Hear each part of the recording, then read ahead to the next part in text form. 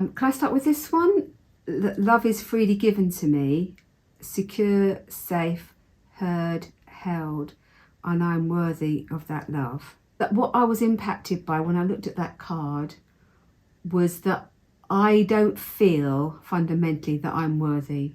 There's a condition on that.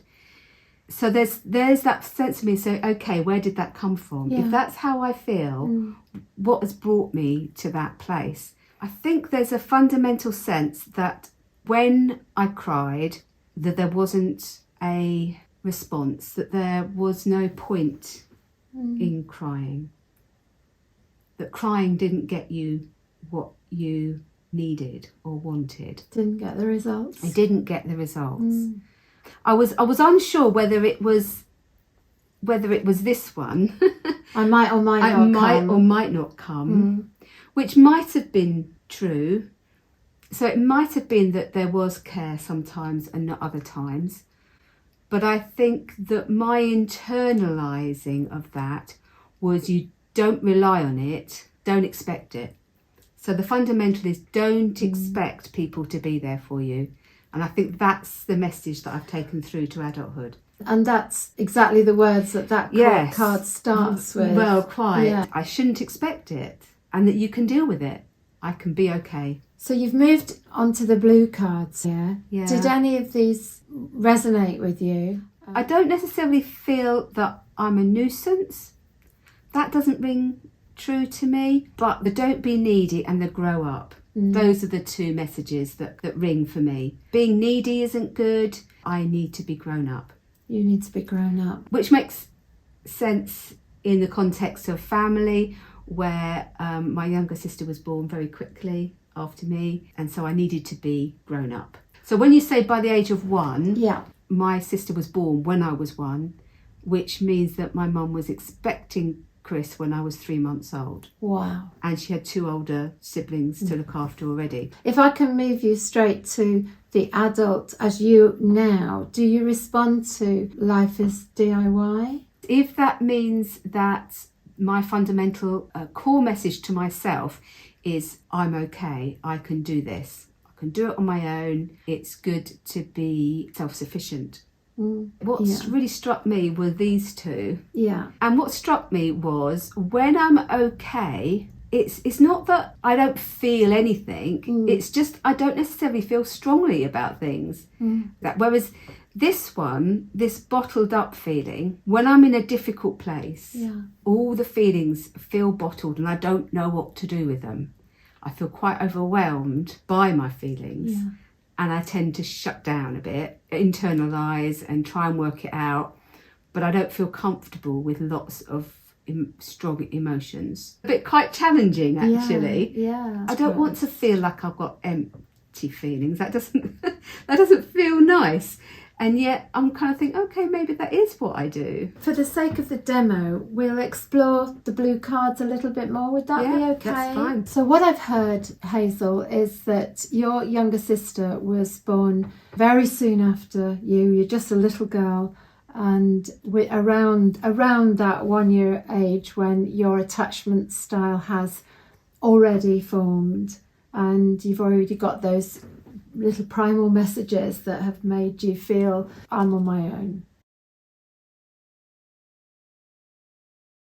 Hazel, I've given you the rest of the blue cards and we've got 3 categories now. I don't feel this at all. I feel this a little bit. I feel it strongly. They're just randomly shuffled. So see how you get on with these. Okay, so this first one, better not to feel anything. In my head, I'm thinking this is a bit me. I do feel in some ways it's better to control what you feel, particularly negative emotions of anger and upset. It's better not to show that or feel that. I'm not sure that I would go to far as to say I feel this strongly. Yeah. But I'm going to put it kind of in the middle here like this. Got it. Yeah. Okay, this one is definitely me. Well done for not needing me. Certainly have felt that I got approval and self-worth by being self-reliant and self-sufficient. I feel that quite strongly. So that's over here. This is an interesting one. So if this is mum here, and her sense of mum's health or mum's problems, and there's no room for me. I think I feel this quite strongly. Not necessarily a cross face there, but maybe an upset or a worried face. And I've got concerns for mum, and therefore I diminish what I think and feel to help to make her okay. I work it out for myself, definitely. If I get overwhelmed by things, by emotions, then I retreat internally and figure out what's going on for me so that I can come out all smiles again. If I don't get close, I won't get hurt. I do feel that. I don't think it's a very strong feeling. My internal working it out is actually, I will let you close, but I'm going to protect myself. So would it be more a suit of armour than a retreating into a castle? If I am hurt, then I will retreat into my castle and figure it out, work it out, and then come out again. Yeah. I do defend myself, so maybe, as you say, a suit of armour. But if I happen to get hurt, then I will retreat. So maybe this one there. Yeah. Help. You've got this, you're so strong. It is hard to ask for help. I don't think people necessarily see me as somebody that needs help. I project that I don't need help. The points at which I do need help, I work it out for myself. If somebody reaches out to me and says, we're here for you, let me help you, I'm more likely to let you help. I'm not likely to ask you, but if you offer, I'm like, yeah, please do. Yeah. In fact, I feel a lot of emotion there. It means a lot, really a lot to me when people offer help. When people see that I need help and they offer it, it means an awful lot. I'm just reflecting back on that previous card. You've got this, you're so strong. Isn't quite what this card is saying. It's, no. We will help you. Yeah. You can have help. Yeah. So I'm not going to ask for it necessarily, but if you offer, I'll be like, wow. I might push you back to start with, simply because it's an instinctive reaction. So maybe I feel it a little bit, but there's a part of me that would really love to respond positively to those things. I do this, I'm making a fuss, not really that bad. Being needy isn't good, I'll sort myself out. So that's part of this. So part of it, working it out for myself, is I will then look at what I'm upset with and diminish it. I do hurt inside. Not all the time, but there are disappointments that I've had that have felt like I've got a heartbreak. They don't necessarily feel healed. And so when I feel hurt again, those feelings can come up. So I'm going to put that there. So Hazel, just looking at these cards, what's the feeling that you're left with having explored them? Would you own to having at least in part an avoidant attachment style? Yeah, I'm happy to embrace that's who I am. My word is retreat. So I think I actually do engage. I enjoy relationships. Come and talk to me. Please don't think I'm avoiding you. But when I'm struggling, then I retreat. And you retreat. We were talking about this one, kind of retreating into a safe place. And the one that I kept going back to was this one. I'm going to puzzle this out. I'm going to work it out. You know what comes to mind here is that I have a sense that my parents loved me and they were loving people. So I've got to try and work out, why is it that I don't feel that I'm worthy of it? It feels quite a puzzle to me. In my knower, I kind of know that they love me, and yet I like to retreat. Can I suggest you have a look at the secure attachment cards to see if they give us any clues? So you see, this one isn't true. I reach out to people when I'm in need. That is just what I don't do. And I kick myself because I think, why don't you do it? Imagine yourself picking up the phone and contacting someone saying, I feel low, or I feel upset, or I feel angry, or I feel... What happens when you even imagine that? I think it's the minimising. I think part of my working it out is that it's not as bad as I think it is. I can imagine myself trying to say I'm upset or sharing what's happened. You know, I've had a couple of things recently and You play it down. I play it down. So when somebody says, oh, that sounds terrible, that sounds awful, I don't, oh, it's not that bad. It's not, no, don't worry. I'm okay, really. Try the back of the card.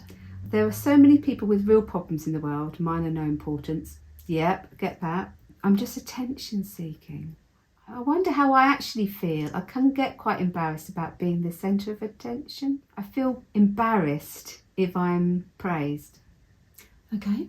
I kind of minimise that too. Other people get what they want by making a fuss. I think this relates to my perception that my younger sister was quite needy and got what she needed by being upset, needy, and I didn't like that, and so I don't want to be that. I'm not doing that. That's what it says. I hadn't realised quite how much I do that. Interesting. Yeah, and why I do it. Yeah. I'm thinking of school here.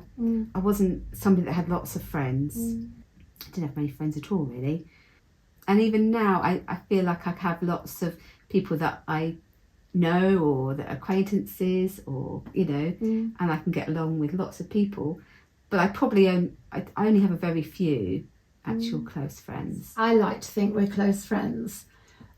But I'm trying to think if you have ever wronged me because you were in need of a friend, kind of thing. Yeah. I think you've texted me that things might have been difficult. And I think that's safer.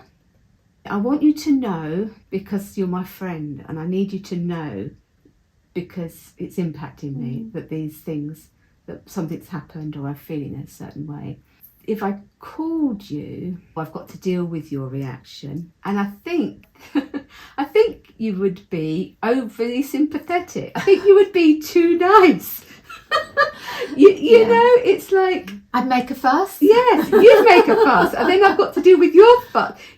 Then I go to them, so it's minimising it. It is, isn't it? Oh, interesting. So the words that came to mind was, I might be less stable as a friend for you if I've got my own issues. That's interesting. That's very interesting because drawing your attention to your castle again, if you read the back. So I don't like trusting others. I'm better trusting my own judgment. Some of that, I'm the strong one. Yeah, I'm the one other people rely on. That feels true. That's how I view myself. So it's what I like about myself. And I do think it's Mum. You know, this one of getting the star, getting the approval. Well done for not needing me. Yeah, I had a period of depression a few years ago, and I remember saying to Dad, I'm quite depressed at the moment, Dad. And he laughed. And I just took that as he didn't believe me. No, you're not. You've got this. You're so strong. Yeah. Or that I was hiding it so well. Maybe there is a bit of pretend in there. But in that moment, I was trying not to pretend. You were being real. I was trying to be real. My attachment style is core ambivalent, and my job is to read the room. Right. To suss out what's going on. I'm hypervigilant, my mind is scanning, my body is scanning, watching, listening, stomach churning. Am I safe? Are they safe? This impacts every aspect of my life now. It's nothing like as hypervigilant as I was once. We've both grown older. But my scanning of not being totally sure of what kind of a response you want from me. It was really funny when you said I would care too much, because that's one of the things I would do. I would have to try and assess how I responded to what you needed, and my tendency would be to move straight in and be all you needed so that you'd never leave me. You get the general idea that in relationships this can be helpful to explore what happens. I'm really interested in how you perceive me, because it's really difficult, isn't it? We only perceive ourselves from our own position. And however much we try and think about how other people see us, it's fascinating when we get the safety within a relationship to be Yeah. able to say, do you recognise me within Yeah. this? You know, what do you recognise? Yes. I remember one conversation we had about something. It must have been a phone call or something, and afterwards I felt really not good, and I backed off, and you came back to me and said, oh, are we okay? What happened there? I think I said something like, I called you to because I was really struggling with this and you didn't hear me. Primary reason perhaps that for our conversation was something else, and I introduced in that I was struggling, and it got lost, and I retreated, and you with your scanning did a are we okay? And I did a no, because you didn't hear me. The back of this is, if you knock me back, I'll retreat. Yes. And I won't try again. Yes. But being an expert scanner, I picked up. Yes. I've done something wrong. I need to find out. I don't know what it is, but I know that something's not quite right between us. I did the retreat. I tried. Oh no, that's not where Pauline was at. You know, that's not. She hasn't got that time for that. You know, that's not on the agenda. Whatever it was. Yeah. But what was lovely from my perspective was that actually I didn't need to fix that on my own, because you noticed and you came back and said, what's okay? You know, what's going on then? That wasn't a good ending. I think the ending of the conversation was a bit abrupt or a bit whatever, because probably what happened was I was upset and then retreated. And I'm taken back to your dad showing amusement that you might be depressed, and I would think that was, my gosh, if you only knew what that cost me to tell you, forget it. You know, that's the last time I'll try that. And you can see how when you take your little risk and someone does knock you back, then it's doubly hard the next time. It's very interesting, very helpful. That I would just love this to be true. This is my desire. This is love is safe and a place of shelter. And when I'm really in a difficult place, what I want is for somebody to see and offer the umbrella, offer the hug, offer the closeness. I remember going to a counselling session once. I just walked in the room and just burst into tears, and my counsellor just gave me the most enormous hug and held me, and it was just the most lovely moment. So that's what I long for, but it's not generally my experience. And I think actually that I do know that my mum did give me some of that, perhaps the very early stuff, but it didn't continue to be my experience. The strong, soft and sensitive. My carer is strong enough to bear my emotions and meet my needs without breaking. I hear their soft words and feel their gentle touch. They are sensitive to what matters to me.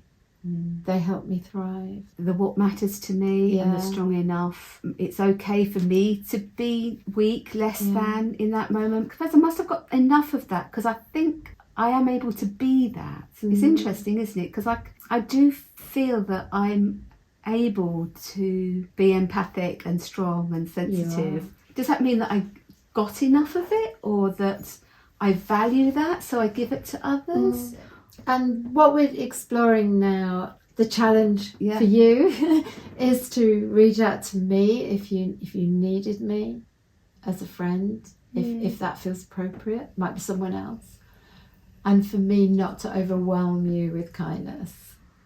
And maybe it's just a question of exploring that together as we look at the different ways we respond. Hazel, thank you so much. Could go on for hours, I suspect. So I hope you've enjoyed watching Hazel and I explore attachment together.